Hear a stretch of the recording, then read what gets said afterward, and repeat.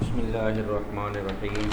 अज़ीज़ तलबा तलबात, मैं उम्मीद करता हूँ आप सब लोग खैरियत से होंगे और अपनी स्टडीज़ के हवाले से बखूबी वाक़फ़ होंगे इस चीज़ की अहमियत से कि हम एक सेशन में जिसमें चल रहे हैं उससे हम कितना बेनिफिट हासिल कर पा रहे हैं या नहीं।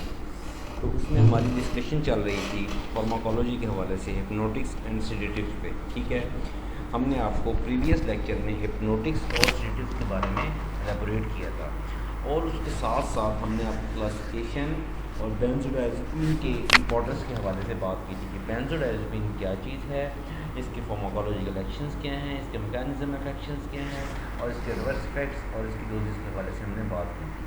तो अगर हम इसी को आगे लेके चलना चाहें तो आज हम बात करेंगे बारबिटूरेट्स की। बेसिकली बारबिटूरेट्स की जो क्लास ऑफ ड्रग है उस पर हमने बात की थी। तो हमने आपको बताया था कि बारबिटूरेट्स को हमने 4 क्लासेस में डिवाइड किया, 4 क्लासेस में। Long acting barbiturates, intermediate, short acting और अल्ट्रा शॉर्ट एक्टिंग बारबिटूरेट्स। आपके पास अगर मैं एक एग्जांपल देता चलूँ तो लॉन्ग एक्टिंग बारबिटूरेट्स क्या हैं? बारबीटॉल। क्या है? बारबीटॉल। और इंटरमीडिएट एक्टिंग क्या है? एमोबारबीटॉल। और शॉर्ट एक्टिंग की बात करते हैं पेंटोबारबीटॉल और अल्ट्रा शॉर्ट एक्टिंग मेथोहेक्सीटॉल। मैंने एक एग्जांपल दिया है। अगर इनकी ड्यूरेशन ऑफ एक्शन की बात करें या मैं प्रीवियस को साथ अटैच करूँ तो हमारे बारबिटूरेट्स की बात करेंगे तो इसकी क्लासिफिकेशन में हमने जो बात की थी उसके अगर मैं उसको कंटेक्स्ट में बात करूँ तो उसमें हमने आपको बताया था ड्यूरेशन ऑफ एक्शन जो है 10 से 12 घंटे है लॉन्ग एक्टिंग का, जबकि इंटरमीडिएट का 6 से 8 आवर 6 से 8 घंटे का है, शॉर्ट एक्टिंग का 3 से 6 आवर और अल्ट्रा शॉर्ट एक्टिंग का 15 से 2 घंटे, 15 मिनट से 2 घंटे है, 15 मिनट से 2 आवर इसका अल्ट्रा शॉर्ट एक्टिंग का आपका ड्यूरेशन ऑफ एक्शन है। तो बारबिटूरेट्स बेसिकली क्या चीज़ है? बारबिटूरेट्स का हम जब बात करने जाते हैं बारबिटूरेट्स के इंट्रोडक्शन पे, barbiturates is a drug that acts as a central nervous system depressant. Barbiturate क्या है? ये ड्रग है जो एक्ट करती है as a central nervous system depressant. देखिए हमने 2 चीज़ें देखी थी, सेडेटिव और हिप्नोटिक्स। सेडेटिव और हिप्नोटिक्स को हमने 2 हिस्सों में डिवाइड। सेडेटिव को हमने एलेबोरेट किया था कि इनहिबिट करता है एंजाइटी को और हिप्नोटिक्स क्या है करता है? वो प्रोड्यूस करता है फीलिंग ऑफ स्लीप को, ड्रोजीनेस को।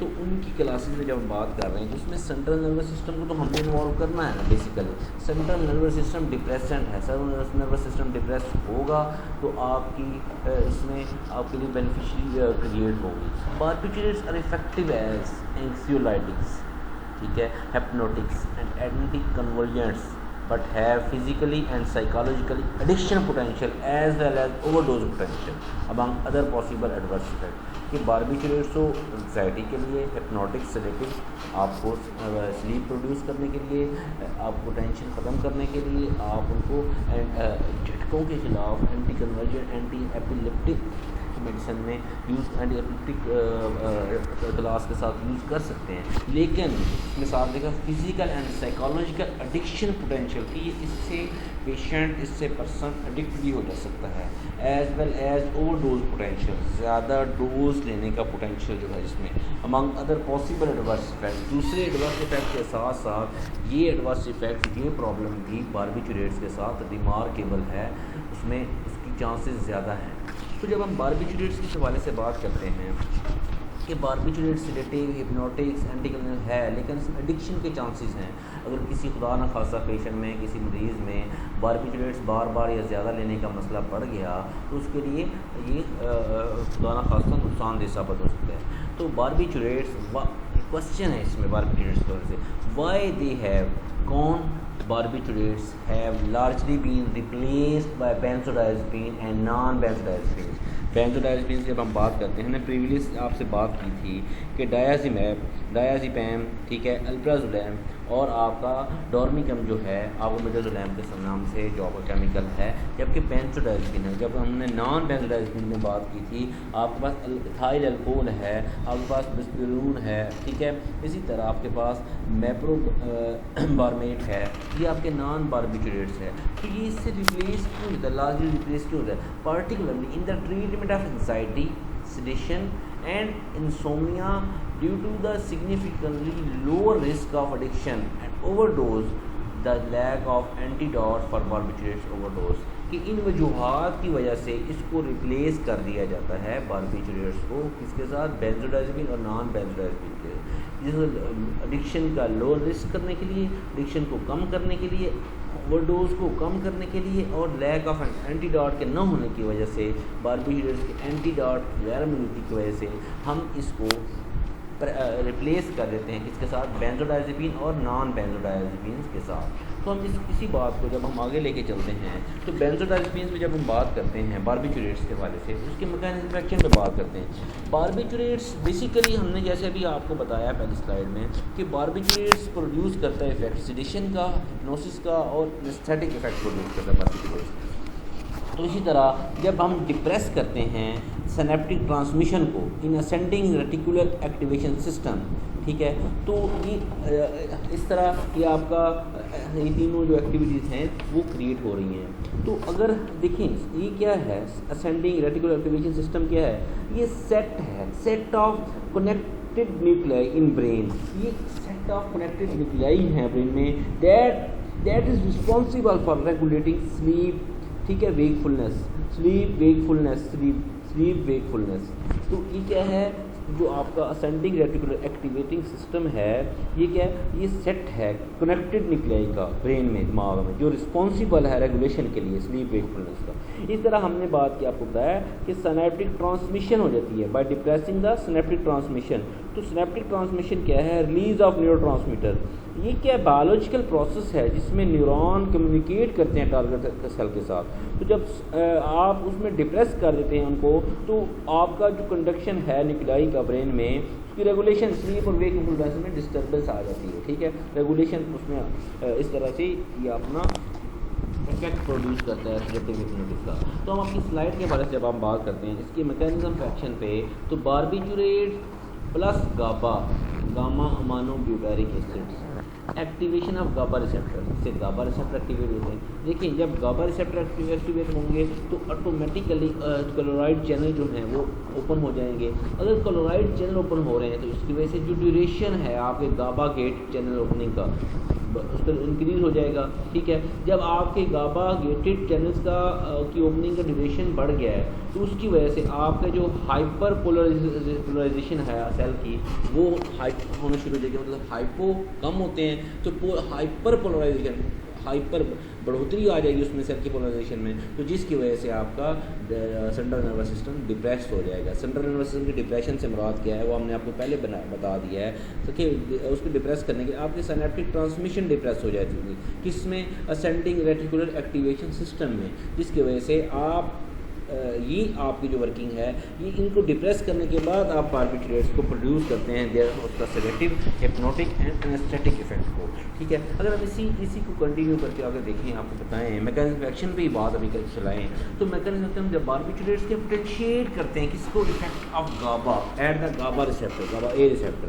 तो गाबा ए रिसेप्टर क्या है, line gated ion channel membrane receptor that allow करता है for flow of chloride through the membrane in neuron.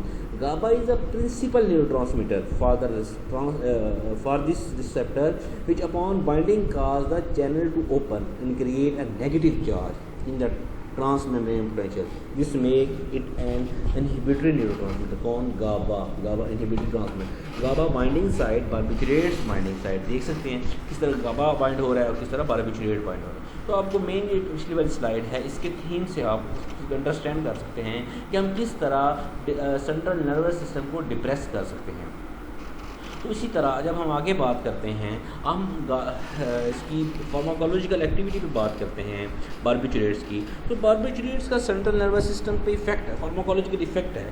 तो बारबिचुरेट्स बेसिकली प्रोड्यूस करते हैं स्लीप को, नींद को, नेचुरल नींद के साथ हम उसको जब कंपैरिजन करते हैं रिजेंबलेंस के साथ, तो बारबिचुरेट्स क्या करते हैं, नींद को प्रोड्यूस करते हैं, तो जिससे एक रीजन हो जाती है from which a person can be awaken, तो जिससे देयर हिप्नोटिक इफेक्ट है सेंट्रल नर्वस सिस्टम में डिप्रेशन से। तो ये क्यों है देयर हिप्नोटिक इफेक्ट, क्योंकि इसकी वजह से आ रहा है डिप्रेशन कर रहे हैं सेंट्रल नर्वस सिस्टम को। Only long intermediate acting barbiturates जो हैं वो यूज़ होते हैं एज अ हिप्नोटिक्स के। हमने बात की थी, हमने आपको बताया था कि जब हमारे लॉन्ग कौन से हैं, बारबिटॉल, फिनोबारबिटॉल, बारबिटॉल और फिनोबारबिटॉल। तो और इंटरमीडिएट हमारे कौन से हैं, एमोबारबिटॉल, ब्यूटाबारबिटॉल। जस्ट ये यूज़ होते हैं एज अ हिप्नोटिक्स। जो बारबिचुरेट्स प्रोड्यूस करते हैं सिडेशन, तो ये यूज़ होते हैं स्मॉल डोज में, जिसमें आपके पास आपकी फिनोबारबिटोन आ रहा है। कौन सा आपके पास, आपकी फिनोबारबिटॉल, जो आपकी शॉर्ट एक्टिंग है। तो इन ये 15 से 20 mg thrice a day TID जब देते हैं तो एक्ट करते हैं एज अ सिडेटिव के तौर पर, जिससे सेम ड्रग डोज आ जाता है, जिसमें 200 mg लो डोज में एज अ सिडेटिव के तौर पर। अगर ये डोज हम इसको हाई कर रहे हैं, देखिए लो डोज में हम 15 से 20 mg पे आ रहे हैं, तो ये आपको सिडेटिव इफेक्ट दे रहे हैं। जब हम इसी की डोज बढ़ा रहे हैं, 200 mg तक लेके जा रहे हैं, तो ये आपको हिप्नोटिक इफेक्ट दे रहा है। तो यहाँ तक तो बात हो गई आपकी शॉर्ट एक्टिंग, लॉन्ग एक्टिंग और इंटरमीडिएट एक्टिंग बारबिचुरेट्स पे। तो इसी तरह आपके अल्ट्रा शॉर्ट एक्टिंग बारबिचुरेट्स जो हैं, जब उनको हम IV दिया जाता है अल्ट्रा शॉर्ट एक्टिंग, जब मेथोहेक्सिटाल है, थायोपेंटन सोडियम है, जब उनको IV करते हैं, एडमिनिस्टर करते हैं, तो ये जनरल एनेस्थेटिक इफेक्ट करते हैं। इनका जो इफेक्ट होता है वो जनरल एनेस्थेटिक होता है। तो जो कुछ बारबिचुरेट्स हैं वो यूज़ होते हैं एपिलेप्सी में as a anti epileptic agent use होते हैं। कि हम बात कर रहे थे ना कि जब इनको एपिलेप्सी एंटीकोलिन इस्तेमाल किया जाता है, लेकिन इनका प्रॉब्लम क्या है, इनके साथ ये है कि इनका जो एडिक्शन का मसला है, एडिक्शन की वजह से ये इनको हम रिप्लेस कर देते हैं अपने बेंजोडाइज़ेपिन और नॉन बेंजोडाइज़ेपिन के साथ। जो बारबिचुरेट्स हैं बेसिकली ये इनका थायोपेंटन सोडियम है, ये मेनली ये जो है ये एज अ एंटी कन्वर्जेंट के तौर पर इस्तेमाल होता है। जो अल्ट्रा शॉर्ट एक्टिंग आपका थायोपेंटन सोडियम है, ये बेसिकली आपका एंटी कन्वर्जेंट के तौर पर ये केमिकल आपका बारबिचुरेट्स की क्लास में इस्तेमाल होता है। हम इसी को अगर कंटिन्यू करते चलें तो आपका जो बारबिचुरेट्स है इसका एक्शन है रेस्पिरेटरी सिस्टम में। ऑल बारबिचुरेट्स डिप्रेस करते हैं आपके रेस्पिरेटरी सिस्टम को। आपके जो बारबिचुरेट्स हैं क्या करते हैं, वो डिप्रेस करते हैं and death may occur due to the respiratory system in poisoning. इसकी वजह से खुदा ना खास्ता डेथ भी अक्कर हो सकती है आपके रेस्पिरेटरी सिस्टम की डिप्रेशन की वजह से। तो इसी को हम जब इसकी GID पे इफेक्ट को बात करते हैं, आपके बारबिचुरेट्स का GID पे इफेक्ट, तो उसमें बारबिचुरेट्स रिलैक्स करता है smooth muscle of GID, relax करता है और स्लो डाउन करता है पेरिस्टालिक मूवमेंट को। ठीक है, हॉलो ट्यूब्स जो आपकी है, involuntary movement of hollow tube. Peristaltic movement क्या होती है, मूवमेंट कौन सी है, involuntary movement of hollow tubes. ठीक है, तो इसका जो एक्शन है ऑटोनोमिक नर्वस सिस्टम पे आपका बारबिचुरेट इंटरफेयर करता है किसके साथ, ट्रांसमिशन ऑफ इम्पल्सेस के साथ, और काज करता है डिप्रेशन ऑफ वेसोमोटर सेंटर, जो रिजल्ट करता है increase in blood pressure.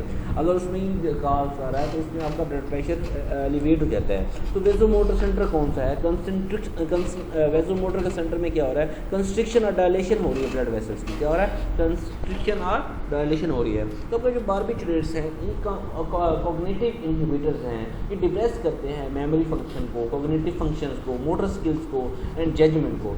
Behaviour में persist for hour days until barbiturate is completely metabolised and eliminated. Overdose और in combination with alcohol can result in death.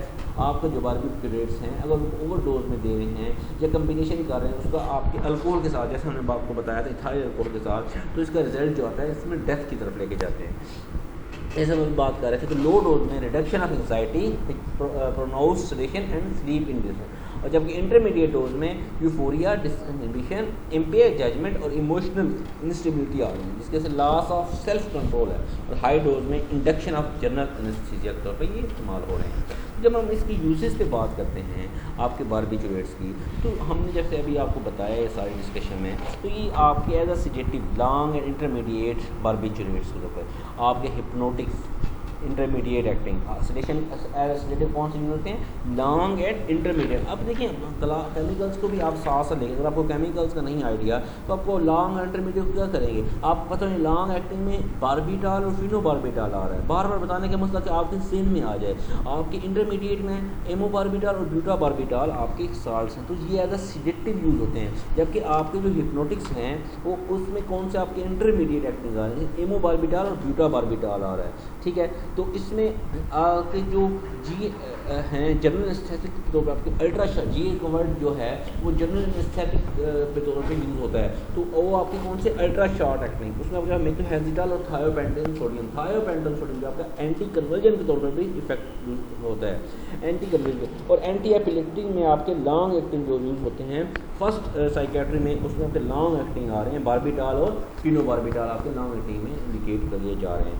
तो यहाँ तक तो आपका ये यूजेस के हवाले से बात। अगर हम इसकी फार्माकोकाइनेटिक्स की बात करते हैं आपके बारबिटरेट्स की, तो ये लिपोफिलिक ड्रग है जो रेडली अब्जॉर्ब होती है जीआईटी से आफ्टर ओरल एडमिनिस्ट्रेशन। ये कौन सी है? लिपोफिलिक ड्रग है जो अब्जॉर्ब हो जाती है जीआईटी से किस ओरल एडमिनिस्ट्रेशन के बाद, जो मेटाबोलाइज होती है किसमें? हेपेटिक माइक्रोसोमल सिस्टम में। किसमें? हेपेटिक माइक्रोसोमल सिस्टम में। और ये एक्सक्रीटेड होती है mainly in urine as a glucuronide metabolites.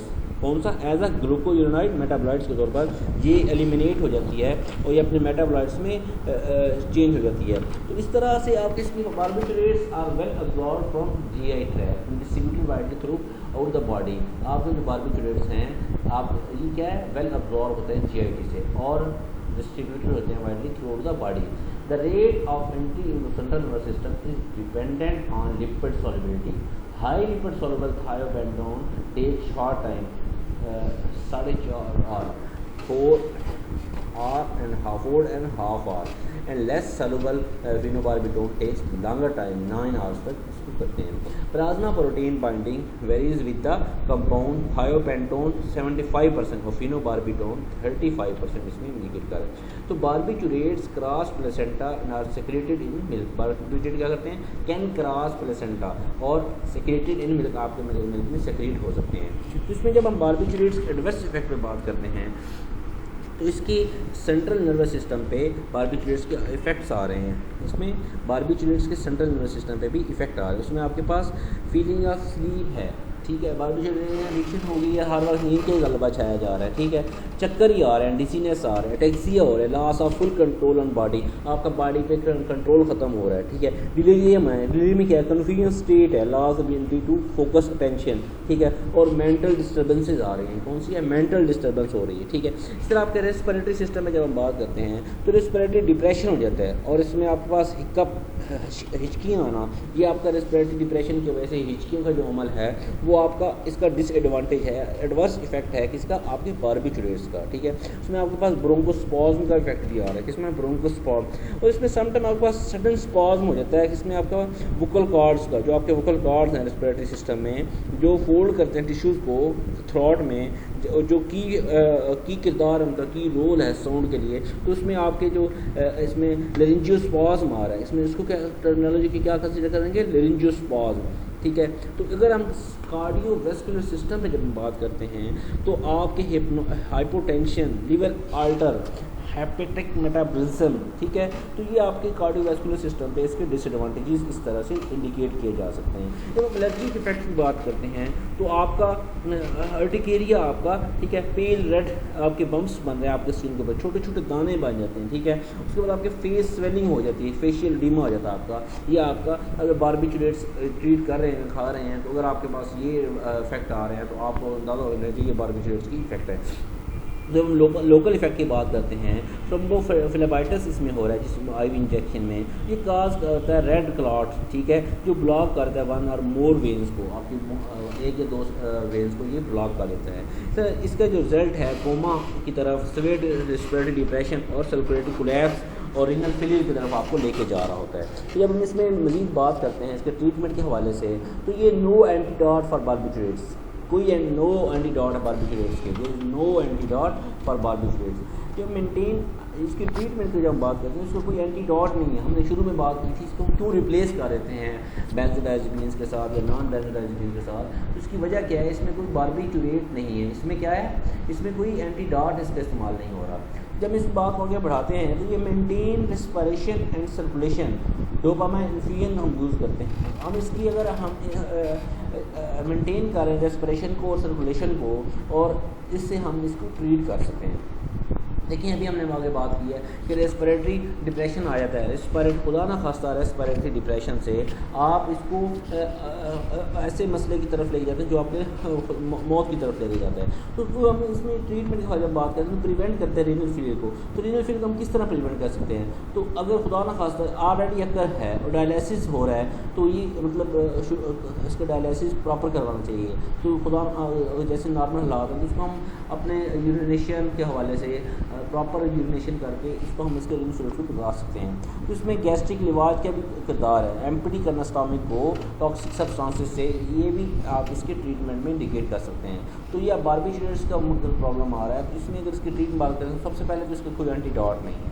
पहली दूसरी बात रेस्पिरेशन और सर्कुलेशन को मेंटेन करना होगा, ठीक है। और तीसरी बात इसका रीनल फेलियर जो है उसको इनहिबिट करना होगा। अगर किसी को रीनल प्रॉब्लम है तो उसका डायलिसिस जो है वो प्रॉपर करवाना होगा। उसके बाद गैस्ट्रिक लिवाज भी इसका बेहतरीन गैस्ट्रिक लिवाज भी इसका ज़रूरी किरदार है। तो इसमें प्रॉब्लम ये है कि इसकी जो एम्प्टी है स्टमक उसको टॉक्सिक सब्सटेंसेस से रिमूव करवाने होंगे।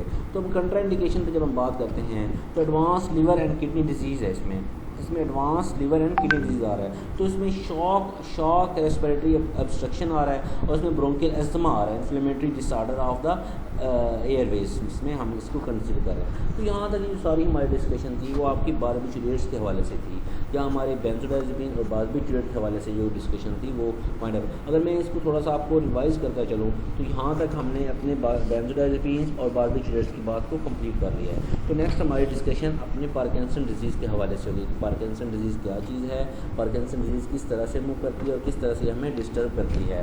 तो इस यहाँ तक आगे जाने से पहले मैं आपको ये दोबारा एडवाइस करूँगा कि आप इस चैप्टर के हमने जितने पोर्शंस को कंप्लीट किया आप उसको साथ साथ रिवाइज़ करें, ठीक है।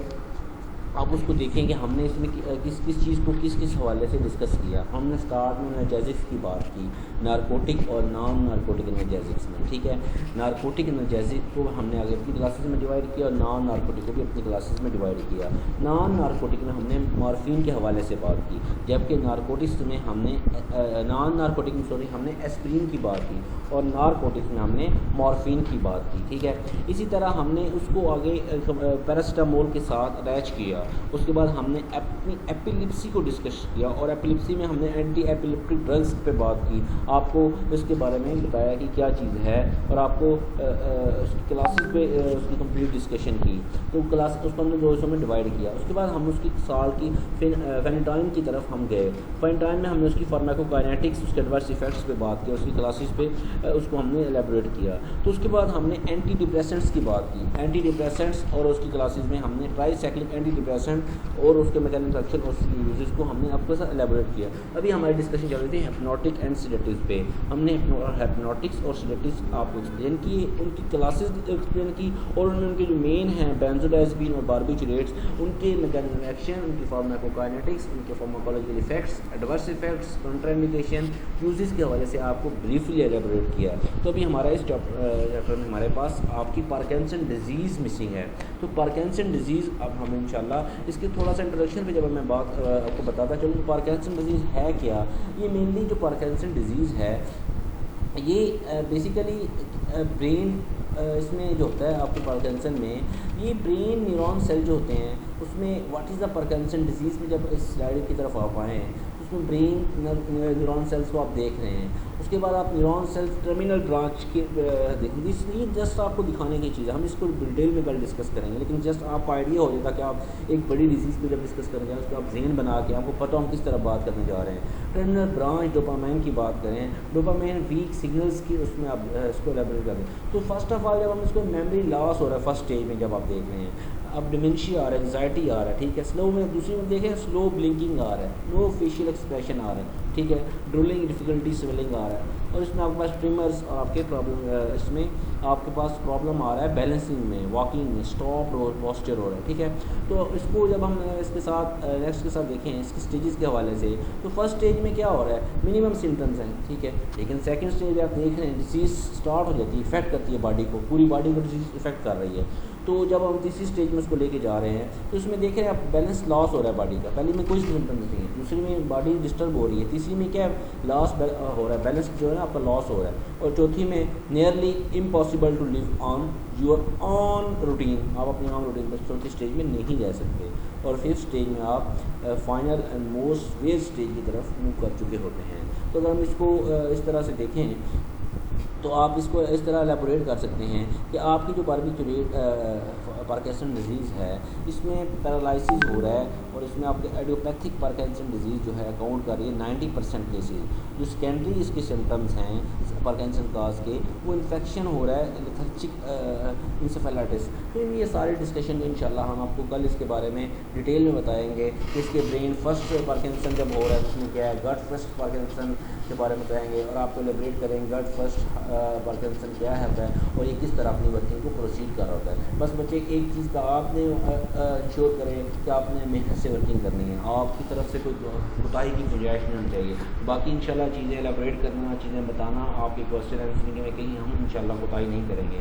आप लोग इस चीज़ को वेटेज दें ताकि आप लोगों को इसका एहसास हो कि ये हमारा इसमें हमारा खातर खा फ़ायदा है, तो इससे आप लोग बेनिफिट हासिल कर सकेंगे। तो मैं उम्मीद करूँगा आप इसको इसके बेनिफिशरी बनेंगे और मेहनत से करेंगे। अल्लाह ताला आप लोगों को कामयाब करे। Best of luck.